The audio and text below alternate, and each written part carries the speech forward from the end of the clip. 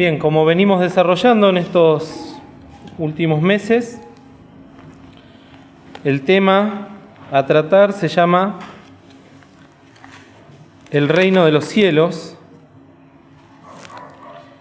Y en el día de hoy vamos a hablar acerca de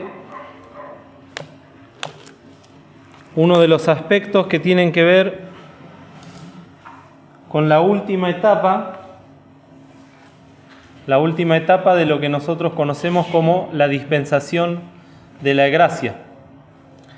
La semana pasada el pastor mencionó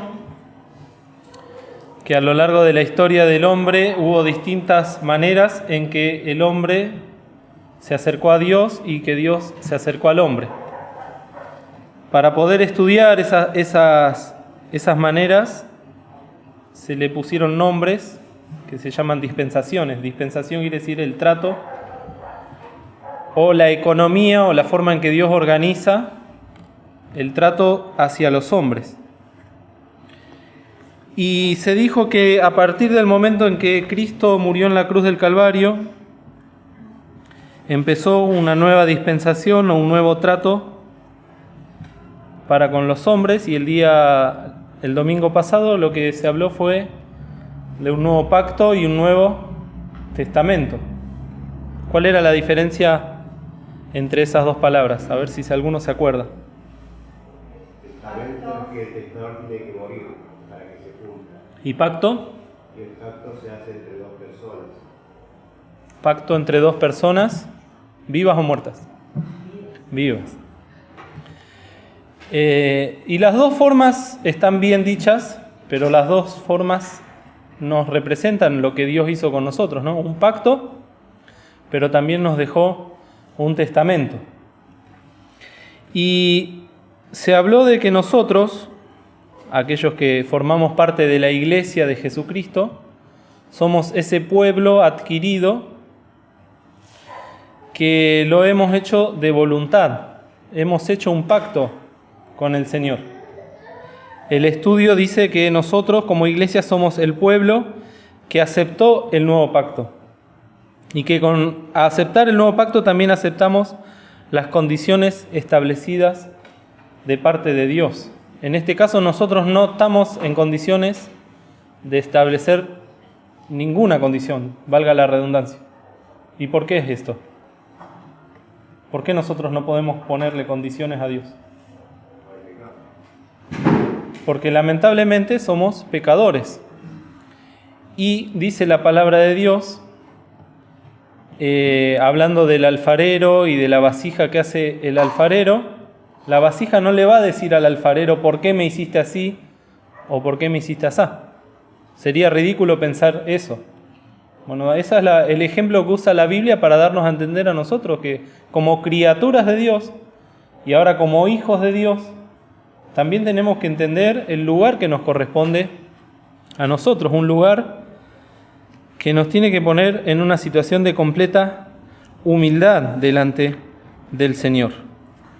Y un poco de eso se trata el estudio del día de hoy, que se llama Los ciudadanos del reino de los cielos. Vamos a ver que a lo largo de la lección muchos de los temas que se van a decir ya se dijeron de una u otra forma.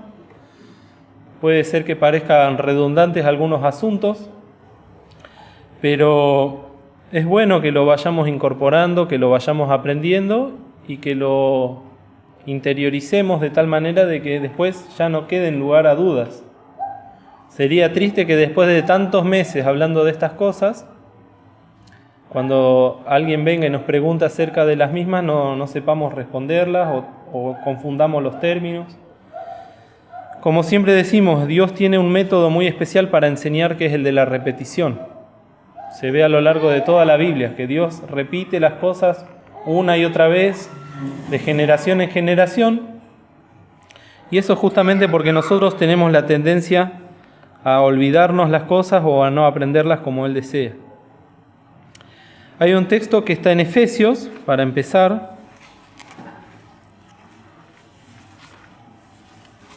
Después de Corintios viene Gálatas y después de Gálatas Efesios, en el capítulo 1. la página 216.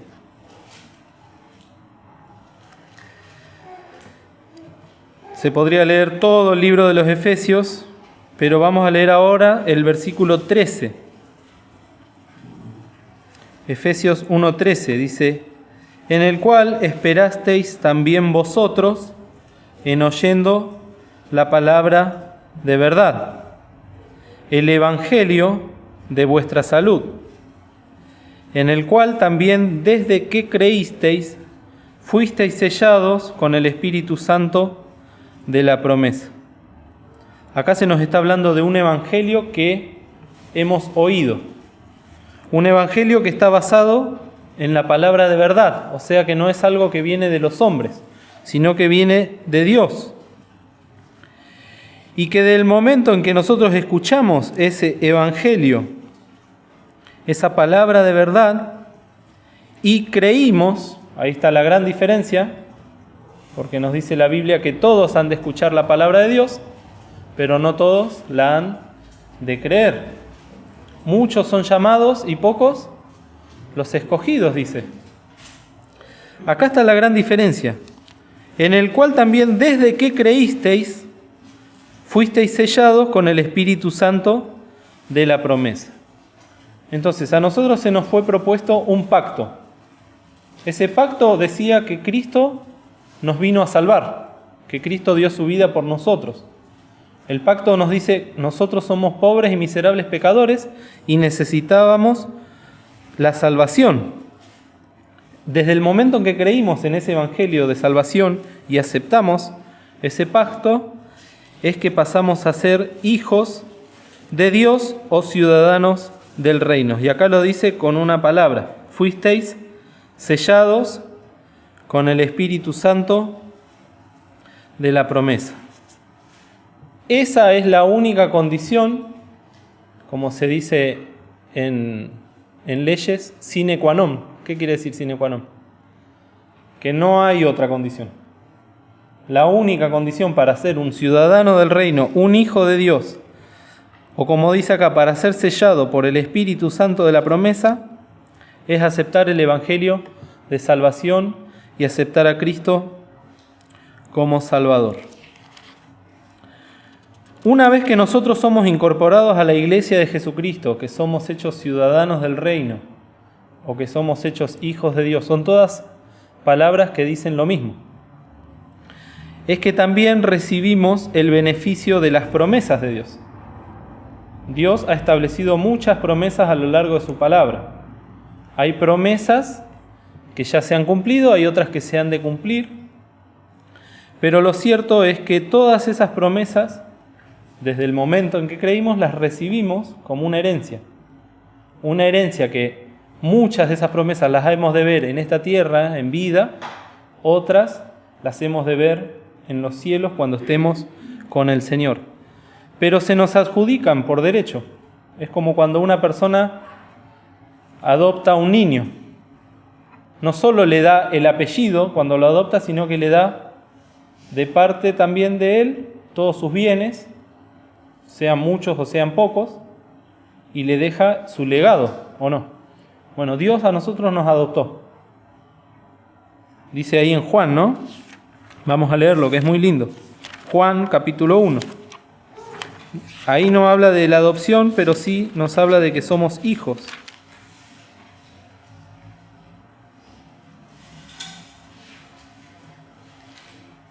Juan 1, página 102.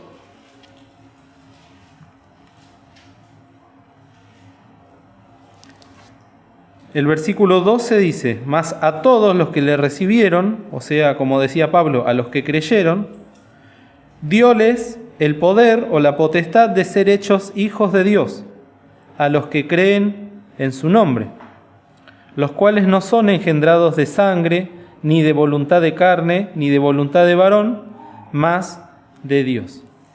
Entonces, acá tenemos una palabra clave, que la acabamos de leer, en el versículo 13. Los cuales no son, ¿qué? Engendrados. ¿Qué quiere decir engendrados? Es una palabra que no se usa mucho, ¿no? ¿Qué es engendrado? Engendrado es hecho hijo. Viene de la palabra genes. Y genes era una palabra latina también que se usaba para hablar de la descendencia. La progenitura. Viene todo de la misma palabra, que a la vez viene de semilla. Genes viene de semilla. Pero nosotros ahora dice que somos engendrados, somos hechos hijos de Dios. Y esto es muy importante que lo tengamos en cuenta porque solamente durante la dispensación de la gracia, desde el momento en que descendió el Espíritu Santo, es que en el mundo hay hijos de Dios. Todas las otras personas que fueron creyentes a Dios y que fueron hombres y mujeres fieles antes de la dispensación de la gracia, no son hijos de Dios, sino que son siervos de Dios, son pueblo de Dios. Pertenecen a lo que Juan el Bautista menciona como el amigo del esposo o los amigos de la esposa. Eso lo tenemos que tener bien en claro. Por ejemplo, lo mencionaba el pastor el otro día acerca de David, que David no fue engendrado hijo de Dios, no tuvo el nuevo nacimiento en su corazón. Sí fue, ¿cómo se dice cuando venía el Espíritu Santo? Fue lleno del Espíritu Santo, y así como muchos profetas y hasta sacerdotes, pero no eran engendrados hijos de Dios. Esa es la gran diferencia que nosotros ahora tenemos con todo el pueblo de Dios anterior a la dispensación de la gracia. Y como les decía, estas promesas que deberían ser para nosotros el motivo para estar todos los días, para ponernos en pie, para estar felices, para tener fe, para renovar nuestros votos con el Señor, son preciosas. Hay muchos textos que hablan de las promesas, que si bien se van a cumplir o van a alcanzarse a cumplir plenamente cuando estemos con el Señor en el cielo, cuando nos venga a buscar, lo cierto es que ahora en vida, en esta tierra, a pesar de todo lo que somos, podemos empezar a experimentarlas, a las promesas. Es muy distinto. Hay una palabra que se usa ahora, que se puso de moda, que es procrastinar. ¿Alguno la conoce o la escuchó? Procrastinar.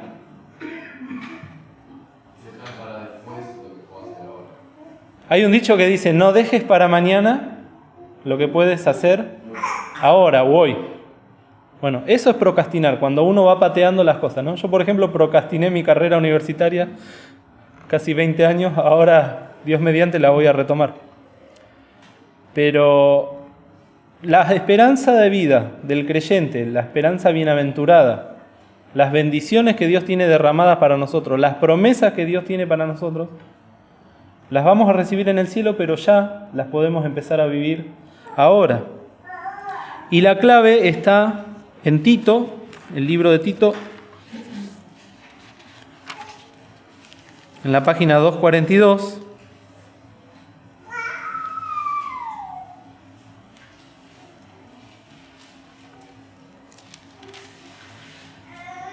Tito capítulo 2, versículos 13 y 14.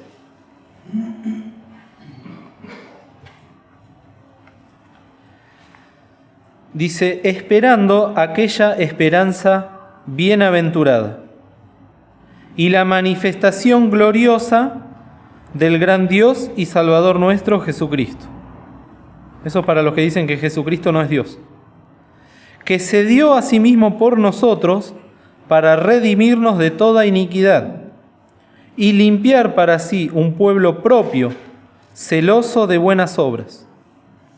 Entonces, mientras vamos esperando, esta palabra es algo continuo, no esperando, no, esperen y listo. Mientras vamos viviendo, vamos esperando. Y mientras vamos esperando, acá el Señor nos da la clave para cómo tenemos que vivir esta vida, limpiándonos y preparándonos. Eso es lo que el Señor vino a hacer en nuestras vidas. Y para eso nos ha enviado al Espíritu Santo. Esta palabra de evangelio que nosotros hemos creído, y deseo que todos los que estén acá lo hayan hecho, Y ya desde el principio lo decimos, si hay alguno que todavía no creyó en Cristo Jesús como su Salvador, que lo haga, que no lo dude, que no lo procrastine. Porque mañana, como se cantaba hoy con los nenes, puede ser tarde. Entonces, como también dice su palabra, Dios no tarda su promesa como algunos tienen por tardanza, sino que es paciente, no queriendo que ninguno se pierda, sino que todos procedan al arrepentimiento. Pero mientras tanto se dice hoy, creamos en esta palabra, creamos en lo que el Señor nos dice, que tenemos que aceptar a Cristo como su Salvador. Y ese llamado que nosotros ahora estamos recibiendo acá, ahora en San José, fue el mismo llamado que el Señor Jesús hacía en su pueblo. Porque sabemos, ¿no? Y lo hemos visto cuando estudiamos el pueblo de Israel, que el primer llamado fue hacia los israelitas. Lo hemos leído esta mañana, que Dios mandó al Señor a ocuparse primeramente de las ovejas perdidas de Israel. Eso lo podemos leer ahí en Mateo 15, donde se tuvo la lectura hoy.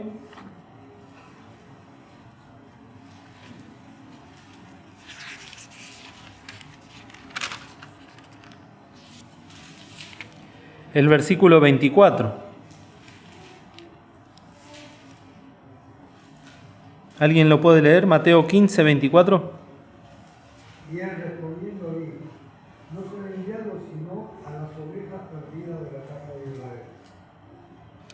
Acá vemos las ovejas perdidas de la casa de Israel. Qué definición, para el pueblo de Israel. Así los veía Dios.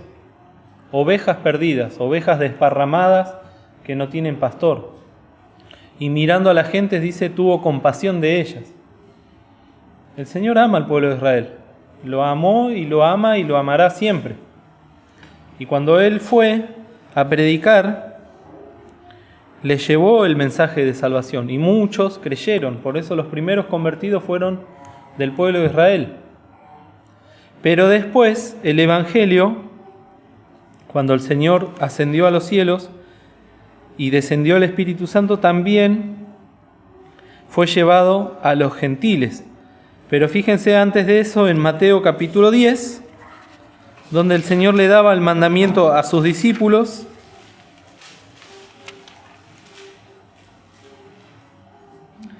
Mateo 10, 5 y 6. A estos 12 envió Jesús, a los cuales dio mandamiento diciendo: por el camino de los gentiles no iréis, y en ciudades samaritanos no entréis. Mas id antes a las ovejas perdidas de la casa de Israel.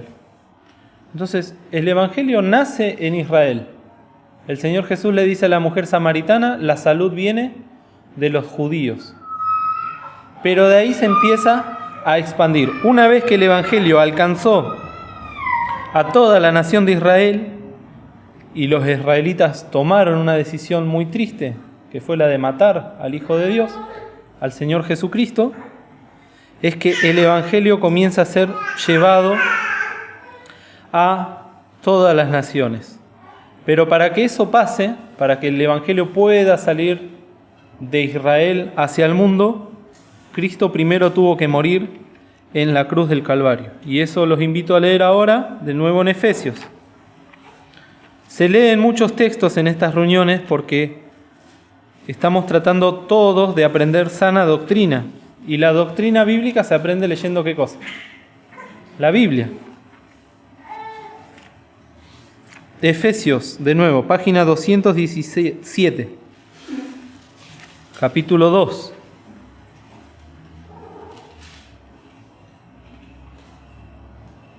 Ahora Pablo le está hablando a gente que vivía en Éfeso. Éfeso era una ciudad que no era Israel. Es lo que ahora conocemos como Turquía, una ciudad de Turquía. ¿Y qué les dice Pablo a los de Éfeso? Fíjense en el versículo 11. Por tanto, acordaos que en otro tiempo vosotros, los gentiles, los que no eran judíos, en la carne, que erais llamados incircuncisión, por la que se llama circuncisión, hecha con mano en la carne, que en aquel tiempo estabais sin Cristo, alejados de la República de Israel, y extranjeros a los pactos de la promesa, sin esperanza y sin Dios en el mundo. Así es como todos nosotros hemos venido a este mundo. El que piensa que no está en este texto incluido, está equivocado. Mas ahora, en Cristo Jesús, vosotros que en otro tiempo estabais lejos, habéis sido hechos cercanos por la sangre de Cristo. Acá no obra nadie más que Cristo para acercarnos. Porque Él es nuestra paz, que de ambos hizo uno, o sea, de los gentiles y de los judíos, derribando la pared intermedia de separación, dirimiendo o deshaciendo en su carne las enemistades, la ley de los mandamientos en orden a ritos, o sea, toda la dispensación de la ley, para edificar en sí mismo los dos en un nuevo hombre, haciendo la paz, y reconciliar por la cruz con Dios a ambos en un mismo cuerpo, matando en ella, en la cruz, las enemistades. Es precioso cuando leemos estas cosas. Y cómo la palabra de Dios se explica tan clarita. Vemos cómo Cristo tuvo que dar su vida en la cruz para que esa pared que nos dividía de Dios se derribe. Qué figura fuerte, ¿no? Y entonces nosotros que estábamos alejados, que no podíamos participar, que éramos extranjeros, en otra parte dice que estábamos muertos en nuestros delitos y en nuestros pecados, ahora hemos sido acercados, hemos sido hechos cercanos a Dios. Ahora, lo que nos tiene que quedar en claro también, y que ya más o menos lo mencionamos recién, no es que a los judíos se les dio un evangelio y a nosotros se nos dio otro. Esto es lo que tenemos que tener claro, y lo dice la palabra de Dios. Hay un solo evangelio, y que se predica desde la época de Adán y Eva ya. El evangelio es arrepentimiento para con Dios y la fe en el Señor Jesucristo. Todo hombre que ha tenido esta experiencia para con Dios de arrepentimiento y fe en Cristo ha sido incorporado por Dios y salvado de la eterna perdición. Vayamos al libro de los Hechos, donde Pedro, después de haber predicado a Cornelio, que era un soldado romano, y que Cornelio aceptó el Evangelio y su familia, escuchando, aceptó el Evangelio, ahora Pedro le está contando a sus hermanos cómo ocurrió esto en los Hechos 11.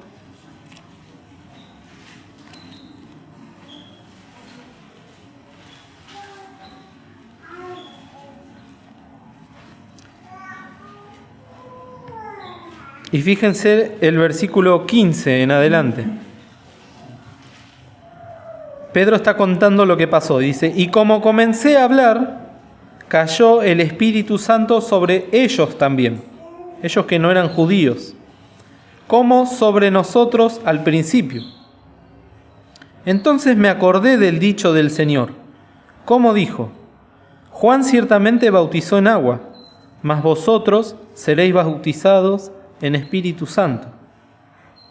Así que, si Dios le dio el mismo don, también como a nosotros, que hemos creído en el Señor Jesucristo, ¿quién era yo para que pudiese estorbar a Dios? Entonces, oídas estas cosas, callaron y glorificaron a Dios, diciendo, de manera que también a los gentiles ha dado Dios arrepentimiento para vida. Precioso. El mismo don. Don quiere decir regalo. Dios nos ha dado la salvación y el Evangelio, y siempre tenemos que recordar esto, que es un regalo. Ahí en Efesios capítulo 2 lo dice. No por obras para que nadie se gloríe, pues es don de Dios. Y como Pablo va a decir más adelante, en Gálatas,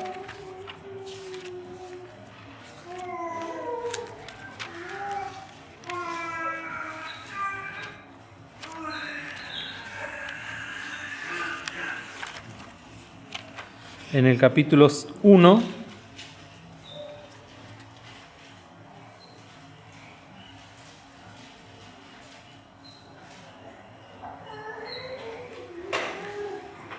En el versículo 6 dice: estoy maravillado de que tan pronto os hayáis traspasado del que os llamó a la gracia de Cristo a otro evangelio. No que hay otro evangelio, sino que hay algunos que os inquietan y quieren pervertir el evangelio de Cristo. Mas aun si nosotros o un ángel del cielo os anunciare otro evangelio del que os hemos anunciado, sea anatema. Anatema, maldición quiere decir. Como antes hemos dicho, también ahora decimos otra vez: si alguno os anunciare otro evangelio del que habéis recibido, sea anatema. Esto es fuertísimo. Como Pablo ya sienta las bases, empezando la carta a los Gálatas, de que tengan cuidado, y ahora nosotros tengamos cuidado de qué es lo que escuchamos, a dónde nos arrimamos a poner el corazón, porque seguramente siempre va a haber una iglesia o un predicador que se acomode a lo que nosotros queremos escuchar. Si yo estoy mal de amores, seguramente va a haber un pastor que me hable de que Dios me va a conseguir una mujer, una novia, una esposa. Si yo estoy mal económicamente, va a haber seguramente alguien que predique que Dios me va a prosperar, que me va a ayudar, que me va a dar dinero, trabajo, o salud, o lo que sea. Pero el evangelio que se predicó a lo largo de toda la palabra de Dios es arrepentimiento para con Dios y fe en el Señor Jesucristo. Esa es la única forma en que nosotros podemos entender este pacto que Dios quiere hacer con nosotros. Y ahora sí, depende de nosotros si lo aceptamos o no, puesto que es algo completamente voluntario. A ninguno de nosotros ha de obligar Dios jamás a formar parte de su pueblo. Este llamado que nosotros vemos acá, que ahora entendemos que no es solo para el pueblo de Israel, sino para todo el mundo, y por eso es universal. El pastor Marino, que escribió el estudio, dice que es un llamado glorioso. Es algo precioso en la medida en que lo vamos entendiendo. Apenitas, aunque sea, lo podamos comprender. El hecho de que Dios nos llame. Si solamente nos reparamos en esa frase, en ese momento, ¿cómo Dios a mí me va a llamar? Siendo un pobre y miserable pecador, siendo lo orgulloso que soy o lo malo que soy. Y sin embargo Dios me llamó. Ya eso daría para estar toda una semana meditando solo en eso. Y no solo que nos llamó y que envió a su Hijo, que eso es lo que predicamos siempre, sino que justamente dice, la gran prueba del sacrificio y del amor de Dios es que no solo envió a su Hijo a morir por nosotros en la cruz, sino que una vez que el Señor Jesús ascendió a los cielos, ¿a quién envió? Envió al Espíritu Santo, al Consolador. Y eso es una prueba fehaciente y palpable del amor de Dios para con nosotros. Es algo que nos tiene que hacer reflexionar y darnos cuenta del amor que tuvo Dios para con nosotros. Por eso ahí en Romanos 5 dice, ¿no? El amor de Dios está derramado en nuestros corazones por el Espíritu Santo. Romanos 5:5. Y quizás nosotros estamos acostumbrados porque venimos hace mucho a la iglesia y lo escuchábamos una y otra vez, pero no nos tenemos que acostumbrar nunca a escuchar estas cosas. Y no nos tenemos que aburrir o tomar como algo normal, porque no es normal que Dios haya enviado a su Hijo a morir por nosotros y que ahora nosotros tengamos el Espíritu Santo en nuestro cuerpo, que seamos templo del Espíritu Santo. El Señor había prometido en Juan 16,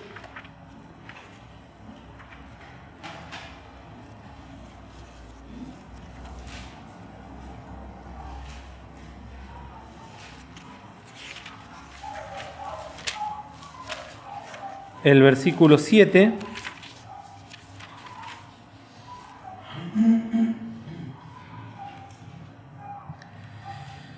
empero yo os digo la verdad. Eso lo dice el Señor Jesús. Os es necesario que yo vaya, Porque si yo no fuese, el Consolador no vendría a vosotros. Mas si yo fuere, os le enviaré. Analicemos esto. Imagínense que el Señor resucita y se queda. No se iba a poder cumplir esta otra parte en nosotros, de tener al Espíritu Santo en nuestros corazones. Es fuertísimo esto. Lo íbamos a tener al Señor Jesús ahí, pero nosotros no íbamos a ser hijos de Dios. No íbamos a ser engendrados hijos e hijas de Dios. Entonces, todas estas cosas son, como dice acá, necesarias.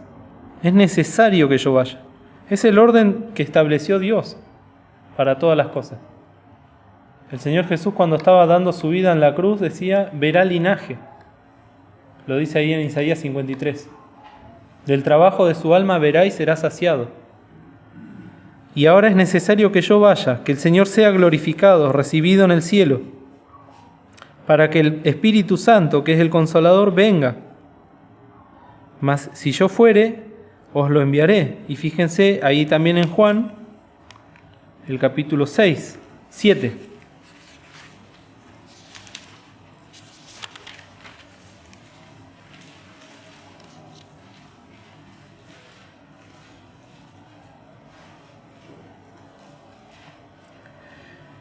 El versículo 38. El que cree en mí, como dice la Escritura, ríos de agua viva correrán de su vientre. Y esto dijo del Espíritu que habían de recibir los que creyesen en él, pues aún no había venido el Espíritu Santo, porque Jesús no estaba aún glorificado. Esos ríos de agua viva, ¿cómo es un río de agua viva? ¿Por qué dice ríos de agua viva? Está en movimiento. Imaginemos que el Señor lo decía en un lugar desértico. No había nada más importante que el agua en aquel lugar. O sea, podías tener todo el oro del mundo, pero si no había agua no servía de nada. Y entonces con eso nos podemos graficar la importancia del Espíritu Santo en nuestras vidas. El mundo está muerto en sus delitos y pecados. En la visión del profeta, que vio huesos con huesos secos. ¿Cómo? En Ezequiel. El valle de huesos secos. ¿Vivirán esos huesos? Tú lo sabes. Y ahora, aquellos que creímos en el Señor Jesús, los que recibimos ríos de agua viva. ¿Qué diferencia? ¿Qué contraste? Esa es la dádiva o el regalo que nos da el Señor. Y que justamente ese regalo es el que nos hace ser ahora uno con el Señor. Si no tuviésemos al Espíritu Santo no seríamos uno con el Señor. Y ahí comienza, dice el hermano que escribió el estudio, una relación vital entre el rey y los ciudadanos del reino. Una relación vital, ¿qué quiere decir? Que estamos unidos de por vida. Tenemos un lazo que no puede ser disuelto, indisoluble. Y en donde el Señor pasa a ser el rey de nuestras vidas y el soberano de nuestras vidas. Hay muchos textos. Pero, por ejemplo, todo lo que el Señor está viviendo o vivió después de morir y de resucitar, que como leímos recién, fue aún glorificado, dice acá, quiere decir que el Señor subió a los cielos. Esa promesa ahora también aplica para nosotros. Ahí en Efesios dice, ¿no?, que estamos sentados al lado del Señor, en Efesios 2:6. Y en Juan 14 el Señor decía, si me fuere, vendré otra vez, para que donde yo estoy vosotros también estéis. Y ¿cómo dice? Aparejaré, vamos a leerlo ahí en Juan 14. En la casa de mi Padre muchas moradas hay. Juan 14, 2.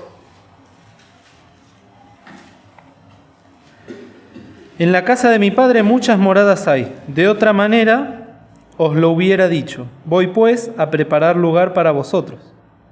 Y si me fuere y os aparejare el lugar, vendré otra vez y os tomaré a mí mismo, para que donde yo estoy, vosotros también estéis.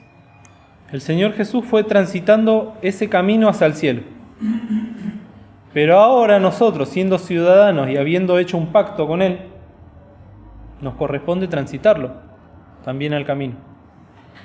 Y ahí ya se pone un poco más difícil. Fijémonos en 1 Pedro. Difícil no es imposible. Y tampoco quiere decir que no sea hermoso. 1 Pedro capítulo 2.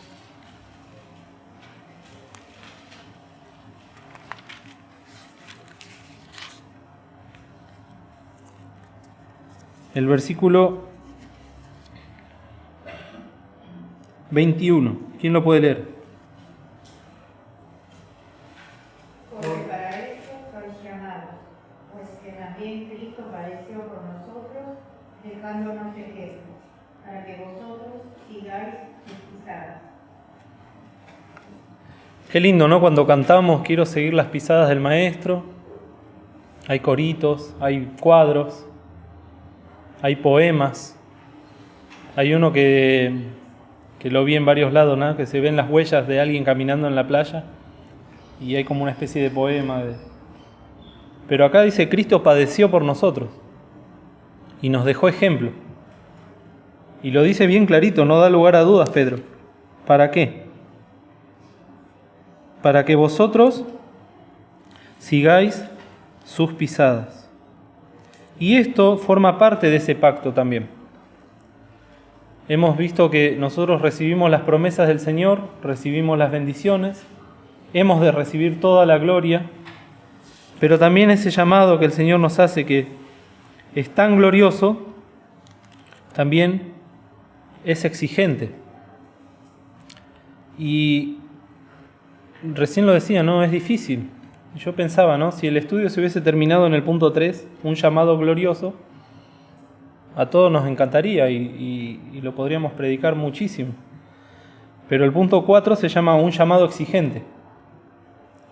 Y ahí es donde empieza a aflorar o a salir lo que tenemos dentro, que es algo que no desaparece cuando somos hechos hijos de Dios, que es el viejo hombre, o la vieja criatura, o la carne, que realmente no quiere saber nada con Dios, no quiere saber nada con las cosas de Dios ni con su palabra, no tolera la santidad y no tolera la comunión con Dios. Entonces va a tratar de hacer todo lo posible para que nosotros sigamos viviendo como vivíamos antes de conocer a Cristo, donde reinaba la carne en nuestro cuerpo y donde era soberana, donde la carne, como una entidad espiritual, nos hacía hacer con el cuerpo lo que ella quería. Y acá la palabra de Dios nos dice que desde el momento que creímos no solo fuimos sellados con el Espíritu Santo, sino que pasamos a ser ahora gobernados por el Señor. Eso que el pueblo de Israel lamentablemente no pudo experimentar por culpa de la carnalidad, que fue la teocracia. ¿Qué quiere decir teocracia? El gobierno de Dios. Y un gobierno de Dios implica que realmente nos dejemos gobernar por Dios. Porque de palabra podemos decir muchas cosas, desde el púlpito podemos decir muchas cosas, pero después ya cada uno de nosotros, en la medida de la fe que el Señor nos dio y en la medida del entendimiento que el Señor nos dio, tenemos que empezar a experimentar estas cosas. Acá el pastor usa palabras fuertes. Dice, se requiere absoluta entrega del ser. Se requiere completa obediencia. Son todas cosas que si uno las dice a la ligera, bueno, pasan, pero si nos detenemos un poquito a pensar en la entrega del ser, en la obediencia, y no tenemos fe en estas palabras y no tenemos amor hacia el Señor, no la vamos a experimentar nunca.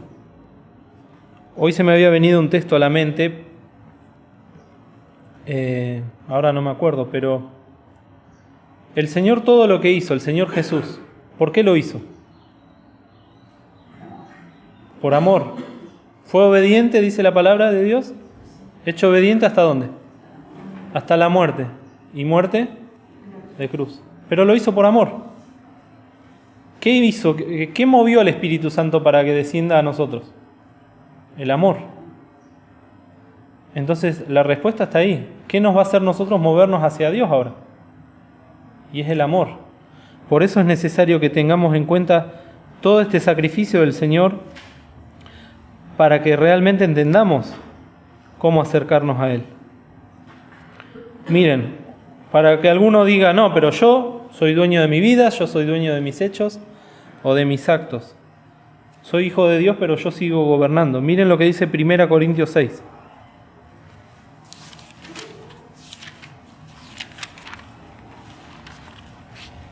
1 Corintios 6, 20.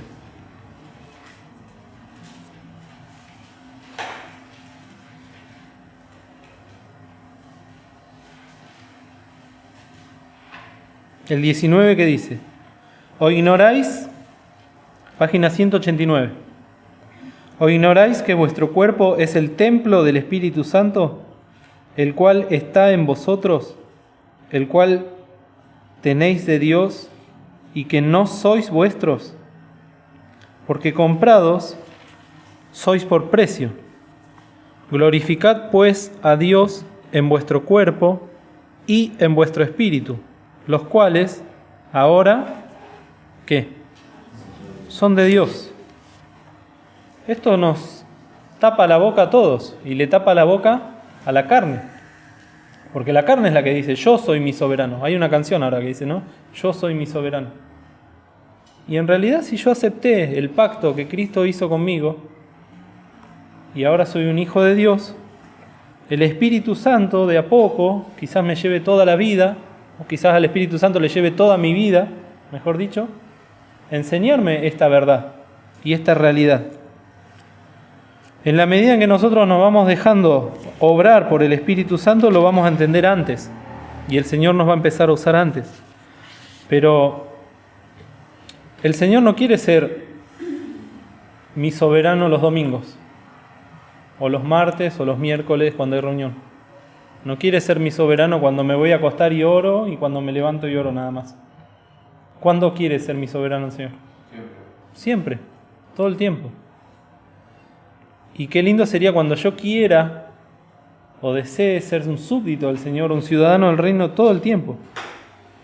Porque en definitiva, como decimos siempre, nos estamos preparando para eso. Para estar toda la eternidad con el Señor. Y entonces es un ejercicio que ya lo tenemos que empezar a poner en práctica.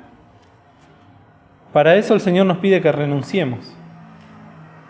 Y hay que renunciar a muchas cosas.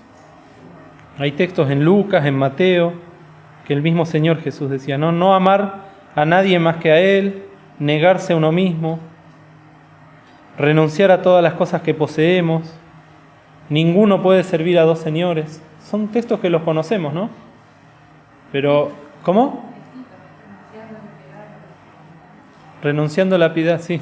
Hoy lo leímos a Tito. Renunciar, sí. Habla también de las 10 vírgenes.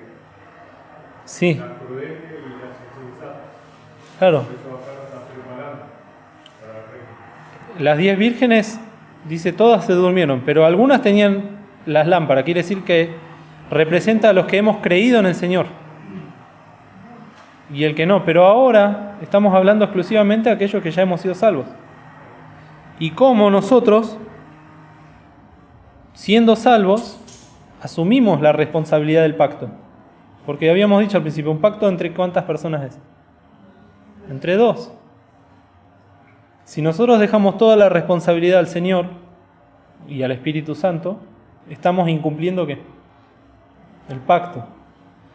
Entonces, ¿cómo nos pone la palabra de Dios en evidencia, ¿no? Cuando nos queremos esquivar también de nuestras responsabilidades? Y la solución a todas estas cosas las da también la palabra y tiene un nombre que ya lo hemos mencionado, un instrumento de tortura. ¿Cuál es? La cruz.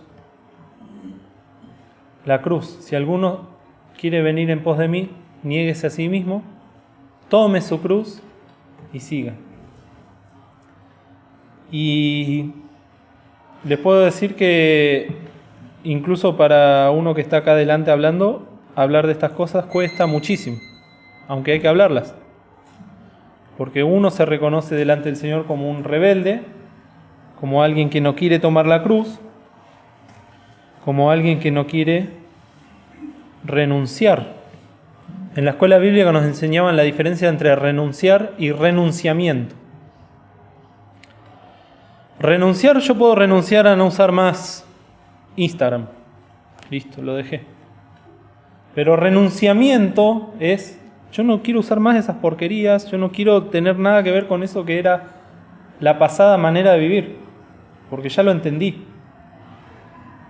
Es como que tiene que hacer el Señor en nosotros esa palabra que se usa ahora, que es el clic, ¿no? O el quiebre. Y por eso les digo, a veces va a llevar años que pase esto. Y de a poco uno va entendiendo las cosas y va dejando la pasada manera de vivir. Miren, vamos a Gálatas. 3 textos en Gálatas. Después de Corintios viene Gálatas.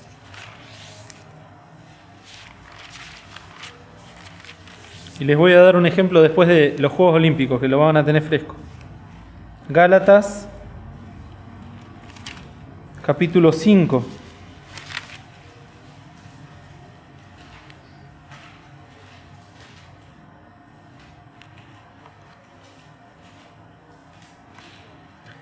Versículos 24 y 25. ¿Quién lo lee? Porque los que son de Cristo han crucificado la carne con los afectos y concupiscencias. Si vivimos en el Espíritu, andemos también en el Espíritu. Acá lo da como sentado. Los que son de Cristo han crucificado la carne. Ya está, basta de carnalidad. ¿Por qué? Porque ahora vivimos en el Espíritu y también tenemos que andar en el Espíritu. Si no, seríamos mercaderes falsos de la palabra, como decía Pablo. En Gálatas 2:20, tan conocido. ¿Quién lo lee?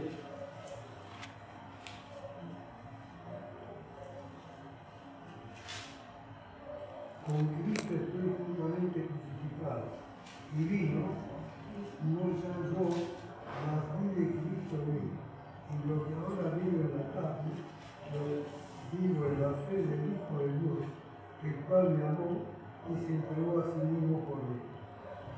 Este texto es un emblema para todos aquellos que quieren ser súbditos del Señor. Pablo lo podía decir, pero porque había pasado también por tantas cosas, pero tenía la victoria y lo podía decir, tenía la autoridad espiritual para decirlo. Ahora, a nosotros, más que leerlo, muchas veces de ahí no pasamos, ¿o no? ¿Quién puede decir, con Cristo estoy juntamente crucificado y vivo no ya yo? Sin embargo, es lo que el Señor espera de nosotros y nos da todas las herramientas necesarias. Por eso es importante que nosotros aprendamos a hacer estas cosas por amor. Y en la medida en que vamos amando al Señor y le vamos conociendo, le vamos entregando todas las cosas. ¿Alguno tiene problemas con el mundo que no lo puede dejar? Miren lo que dice Gálatas 6:14.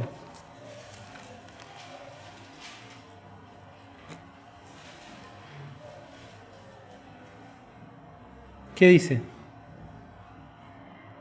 Más lejos esté de mí lo de alma, sino en la cruz de nuestro Señor Jesucristo, por el cual el mundo me es crucificado a mí y yo al mundo. Basta de mundo, el mundo me es crucificado a mí y yo al mundo. Ese corte que hay que hacer con todo lo que me alejaba de Dios, todo lo que me estaba llevando al infierno, tiene que ser algo completamente personal, individual.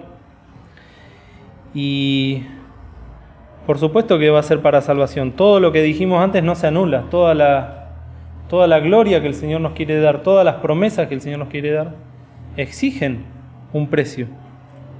sino como dice ahí en Corintios 3, vamos a ser salvados como por fuego. La salvación ya no la perdemos, eso lo tenemos que tener en claro. Pero las bendiciones que el Señor tiene preparadas para nosotros y que nos las vamos a perder si no tomamos la cruz como dice acá el Señor. Y son experiencias que van de a poco. A un niño no se le puede exigir cosas de grande. Yo leí esta semana, ¿no? Cuando era como niño, pensaba como niño, andaba como niño. Y todos tenemos un distinto crecimiento delante del Señor a nivel espiritual. El Señor a cada uno nos va a exigir de acuerdo a ese crecimiento y de acuerdo a ese entendimiento que tenemos de sus cosas. Pero la palabra es para todos. Y este llamado a tomar la cruz del Señor también es para todos. Algunos van a dejar cosas pequeñas, otros van a dejar cosas más grandes, pero también esa es la experiencia que tenemos que compartir. El ejemplo de los Juegos Olímpicos se me vino a la mente. Nosotros ahora somos ciudadanos del reino. Si fuésemos un equipo, ¿para quién tenemos que hinchar? Para el reino, ¿no? ¿O para el mundo? No hay nada peor que un doble camiseta, ¿no, Gastón? ¿Y qué pasa? Hubo un muchacho que se cambió de equipo en el hockey masculino. Fue el tema de conversación de todos los Juegos Olímpicos. Se pasó a Alemania, bueno. ¿Y cómo lo vemos nosotros, como argentinos?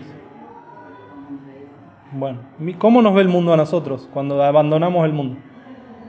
¿Y cómo tenemos que ver nosotros al mundo? En el mundo éramos huesos secos. Ahora somos ríos de agua viva. No es que estoy justificando a ese muchacho, pero para que lo entendamos. Nosotros ahora tenemos que ir hacia los caminos del Señor. Y vamos a recibir el desprecio, la burla, el menosprecio. Pero ya me cambié de ciudadanía. Ya no soy más aquello que fui. Eso es lo que el Señor desea que nosotros ahora experimentemos. Que el Señor nos bendiga.